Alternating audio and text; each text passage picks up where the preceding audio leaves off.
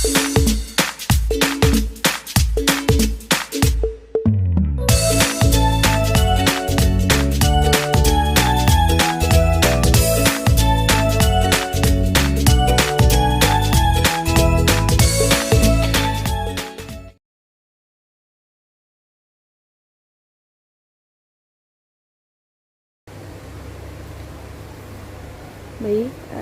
assalamualaikum warahmatullahi wabarakatuh. Sebelum saya akan memulai tes ini, saya akan kenalkan diri terlebih dahulu. Nama saya Ani Febriani, saya angkatan 2016 dengan NPM 1640302054. Saya jurusan Teknik Elektro, peminatan elektronika di Fakultas Teknik Universitas Borneo Tarakan. Di sini saya akan menjelaskan beberapa hal. Pertama, pengertian metodologi penelitian. Kedua, tujuan metodologi penelitian. Ketiga, kegunaan dan manfaat penelitian. Keempat, klasifikasi penelitian. Dan kelima, tahap penyusunan metodologi penelitian. Baik, di slide selanjutnya kita akan membahas pengertian metodologi penelitian. Metodologi berasal dari kata metode yang artinya cara yang tepat untuk melakukan sesuatu. Logos yang artinya ilmu atau pengetahuan. Penelitian berasal dari kata meneliti yang berarti cara mengumpulkan data, menganalisis data. Jadi, metodologi artinya cara melakukan sesuatu dengan menggunakan pikiran secara seksama untuk mencapai suatu tujuan. Sedangkan penelitian adalah suatu kegiatan untuk mencari, mencatat, merumuskan, sampai menyusun laporannya. Metode penelitian adalah proses atau cara ilmiah untuk mendapatkan data yang akan digunakan untuk keperluan penelitian. Kalian pasti bertanya, kenapa sih kita harus melakukan penelitian? Untuk apa? Jadi di sini alasannya karena adanya suatu masalah yang belum diketahui dan memerlukan sebuah metode yang paling baik untuk memecahkan atau menyelesaikan masalah tersebut. Itu alasannya mengapa kita melakukan penelitian. Research dalam bahasa Inggris. Kembali, to search, mencari. Jadi kita akan mencari kembali, terus mencari sampai yang tadi kita tidak tahu akan menjadi tahu untuk menyelesaikan masalah tersebut. Kita masuk ke tujuan metodologi penelitian. Pertama, penemuan. Berarti mendapatkan sesuatu yang baru untuk mengisi kekurangan atau kekosongan atau menciptakan sesuatu yang sebelumnya belum ada. Selanjutnya tujuannya akan ke pembuktian. Data yang diperoleh itu digunakan untuk membuktikan adanya keraguan terhadap informasi atau pengetahuan tertentu. Ini maksudnya seperti kayak ada yang ketidaksesuaian gitu, yang tidak sesuai, dan kita akan berusaha untuk membuktikannya seperti itu. Lalu kita akan pengembangan berarti memperluas dan menggali lebih dalam realitas atau problem yang sudah ada. Penelitian secara umum dikelompokkan pada 3. Pertama, penelitian eksplorasi. Semata-mata ingin memuaskan rasa atau hasrat ingin tahu agar memperoleh pemahaman lebih jelas tentang peristiwa sosial yang terjadi. Memperoleh tingkat kelayakan melakukan penelitian yang lebih teliti. Kedua, penelitian deskripsi. Itu untuk menyajikan secara teliti tentang karakteristik yang luas dari populasi. Ketiga, penelitian eksplanasi. Untuk memberikan eksplanasi, yakni mengungkapkan hubungan antara dua orang atau lebih konsep variabel dari suatu fenomena sosial. Jadi, tujuan penelitian itu sendiri adalah mendapatkan suatu rumusan hasil dari suatu penelitian melalui proses mencari, menemukan, mengembangkan, serta menguji suatu pengetahuan. Selain itu, Penelitian digunakan untuk memecahkan atau menyelesaikan suatu permasalahan yang ada. Tujuan dasar penelitian itu sendiri ada 4. Pertama, memecahkan masalah penelitian. Kedua, mendapatkan pengetahuan baru dalam beberapa bidang.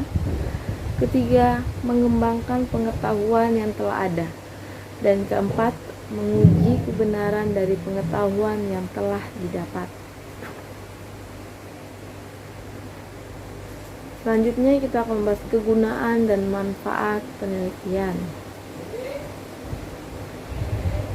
Kegunaan metodologi penelitian. Pertama, kita akan memahami masalah terlebih dahulu. Maksudnya peneliti memperjelas suatu masalah atau informasi yang tidak diketahui dan selanjutnya menjadi tahu. Kedua, memecahkan masalah. Peneliti meminimalkan atau menghilangkan masalah. Jadi masalah yang kita pahami tadi, kita akan pecahkan masalahnya. Dan ketiga, mengantisipasi masalah. Peneliti mengupayakan agar masalah tidak terjadi. Ini seperti kayak kita punya masalah, terus kita berusaha untuk memecahkan masalahnya agar masalah itu tidak akan terjadi lagi, tidak akan terulang lagi. Seperti itu. Untuk manfaat metodologi penelitian sebagai berikut. 1. Mampu menyusun karya tulis yang baik, bisa dalam bentuk paper, skripsi, dan beberapa karya ilmiah. Kedua, memahami tujuan penting dari riset atau penelitian, sehingga dapat menyusun keputusan dengan tepat. Ketiga, mampu menilai hasil penelitian yang telah ada, seperti untuk mengukur kebenaran dari hasil penelitian. Kita masuk di klasifikasi penelitian. Di sini kita akan membahas ada 3. Pertama, membahas pendekatan penelitian, jenis penelitian, dan metode penelitian. Untuk pendekatan penelitian kita akan membahas pendekatan kualitatif dan pendekatan kuantitatif. Jenis penelitian kita akan membahas berdasarkan tujuannya dan berdasarkan kegunaannya. Untuk metode penelitian sendiri kita akan membahas ada 4. Metode eksperimental, metode longitudinal, metode deskriptif, dan metode studi kasus. Kita masuk di pendekatan kualitatif. Dari ilmu sosial, konsepnya peningkatan pemahaman terhadap sesuatu dan bukan membangun penjelasan dari sesuatu. Dilakukan bidang sistem informasi dengan metode penelitian seperti studi kasus dan survei berbasis pola alur induktif. Jadi kualitatif itu adalah pengamatan terhadap objek penelitian. Kita harus mempunyai objek terlebih dahulu biar agar dapat menghasilkan konsep atau teori baru. Seperti itu untuk pendekatan kualitatif. Dan untuk pendekatan kuantitatif sendiri, metode penelitian kuantitatif merupakan salah satu jenis penelitian yang spesifikasinya adalah sistematis, terencana, dan terstruktur dengan jelas sejak awal hingga pembuatan desain penelitiannya. Pendekatan kuantitatif menggunakan skala numerik berbasis pola alur dedukatif dan indukatif. Jadi di kuantitatif ini kita terencana, kayak kita harus mengumpulkan teori yang terlebih dahulu. Setelah itu kita dapat menghasilkan konsep. Setelah kita dapat menghasilkan konsep, kita harus merumuskan hipotesis, dan kita harus juga menguji hipotesis, terus kita baru bisa mengambil tarik kesimpulan. Seperti itu untuk pendekatan kuantitatif. Untuk karakteristik pendekatan kualitatif dan kuantitatif itu sendiri, pertama untuk desain penelitiannya. Kualitatif bersifat umum, fleksibel, dan dinamis. Penelitian kualitatif sendiri dapat berkembang selama proses penelitian berlangsung. Sedangkan kuantitatif memiliki sifat yang khusus, terperinci, dan statis. Alur dari penelitian kuantitatif sendiri sudah direncanakan sejak awal dan tidak dapat diubah lagi. Untuk analisa datanya, kualitatif dapat dianalisis selama proses penelitian berlangsung, Sedangkan kuantitatif dapat dianalisis pada tahap akhir sebelum laporan. Nah, itu yang tadi kita baru bisa ambil kesimpulan setelah kita menguji hipotesisnya. Dan untuk istilah subjek penelitiannya, kualitatif memiliki subjek penelitian yang biasa disebut dengan narasumber. Sedangkan kuantitatif memiliki subjek penelitian yang biasa disebut dengan responden.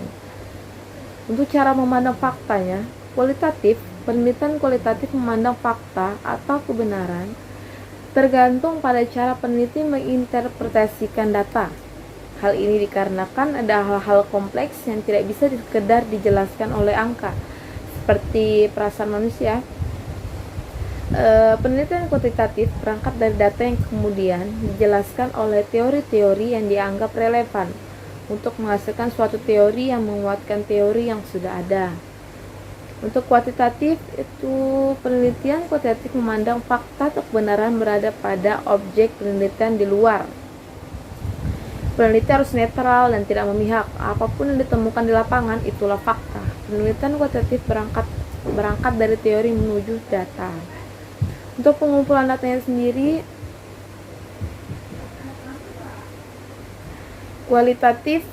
penelitian kualitatif lebih berfokus pada sesuatu yang tidak bisa diukur oleh hitam putih kebenaran, sehingga pada penelitian kualitatif penelitian mengorek data sedalam-dalamnya atas hal-hal tertentu, sehingga kualitas penelitian kualitatif tidak terlalu ditentukan oleh banyaknya narasumber yang terlibat, tetapi seberapa dalam peneliti menggali informasi spesifik dari narasumber yang dipilih.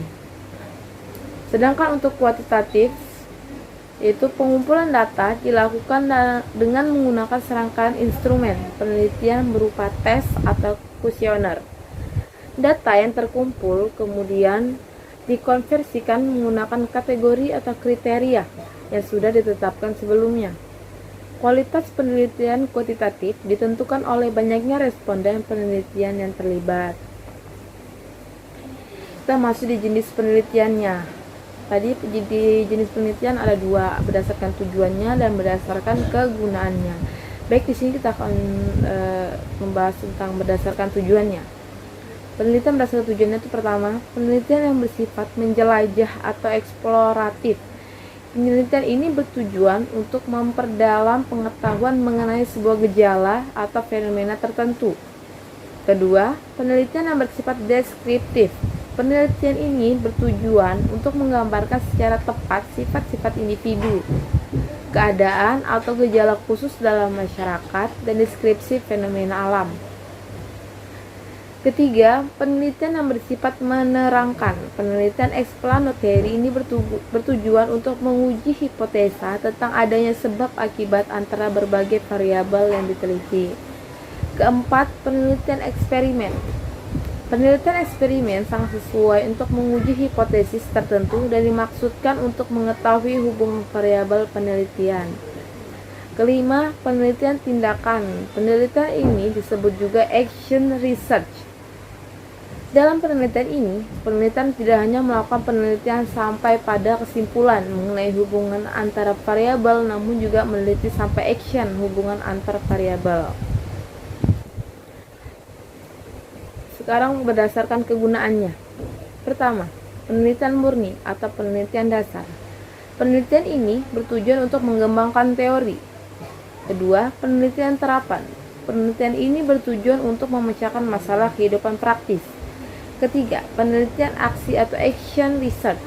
Penelitian ini bertujuan untuk menyelesaikan masalah dengan cara melakukan serangkaian tindakan khusus, namun sebelumnya sudah melakukan telaah teoritis. Baru kemudian secara nyata diaplikasikan supaya mendapat solusi. Keempat, penelitian kebijakan. Penelitian ini bertujuan untuk menentukan suatu kebijakan berdasarkan data dan fakta yang ada di lapangan. Kelima, penelitian evaluasi. Penelitian ini bertujuan untuk memberikan penilaian pada program atau kebijakan tertentu. Untuk metode penelitian sendiri kita akan membahas 4 metode, yaitu pertama metode eksperimental, metode longitudinal, metode deskriptif, dan metode studi kasus. Untuk metode eksperimental sendiri, penelitian menggunakan metode eksperimental akan mengumpulkan data dengan berbagai macam cara, mulai dari survei, observasi, hingga wawancara. Bedanya, metode ini akan membagi objek penelitian menjadi dua kelompok, kelompok eksperimen dan kelompok kontrol. Untuk metode longitudinal, penelitian menggunakan metode ini akan mengumpulkan data dengan berbagai macam cara, namun yang paling umum dilakukan ialah survei. Untuk metode deskriptif, penelitian menggunakan metode ini tujuannya untuk menyajikan gambaran lengkap mengenai setting sosial atau dimaksud untuk eksplorasi dan klarifikasi mengenai suatu fenomena atau kenyataan sosial. Metode studi kasus. Penelitian yang menggunakan metode studi kasus ini biasanya memperoleh data yang dibutuhkan lewat berbagai cara, dimulai dari wawancara, observasi, atau pemeriksaan dokumen. Untuk tahap penyusunan metodologi penelitian, di sini penyusunan metode penelitian kita akan dia mempunyai beberapa tahap. Pertama, jenis dan pendekatan penelitian, kedua, waktu dan tempat penelitian, ketiga, populasi dan sampel, keempat, teknik pengumpulan data, kelima, instrumen penelitian, dan terakhir, keenam, teknik analisis data. Untuk penjelasannya sendiri, jenis dan pendekatan penelitian. Pada bagian ini dipaparkan tentang jenis penelitian yang akan dilaksanakan. Ini maksudnya seperti kalian mengambil pendekatan apa, tentang kualitatif atau kuantitatif, seperti itu. Dan untuk yang keduanya, waktu dan tempat penelitian. Pada bagian ini, penelitian menjelaskan kapan waktu penelitian dan di mana tempat penelitian akan dilakukan. Ketiga, populasi dan sampel. Pada bagian ini, penelitian menjelaskan siapa populasi dan sampel dari penelitian dilaksanakan. Populasi adalah keseluruhan subjek yang menjadi wilayah generalisasi hasil penelitian, sedangkan sampel adalah sebagian anggota populasi yang dikenai tindakan penelitian. Keempat, teknik pengumpulan data. Teknik pengumpulan data adalah cara-cara yang akan digunakan peneliti untuk mengumpulkan data penelitiannya. Peneliti dapat memilih berbagai teknik pengumpulan data yang sesuai dengan kebutuhan data penelitiannya. Kelima, instrumen penelitian. Pada bagian ini, penelitian menjelaskan instrumen apa saja yang digunakan serta untuk mengumpulkan data apa saja masing-masing instrumen tersebut dalam penelitian. Kelima, metode penelitian. Pada bagian ini, peneliti perlu mengemukakan bagaimana data penelitiannya dianalisis.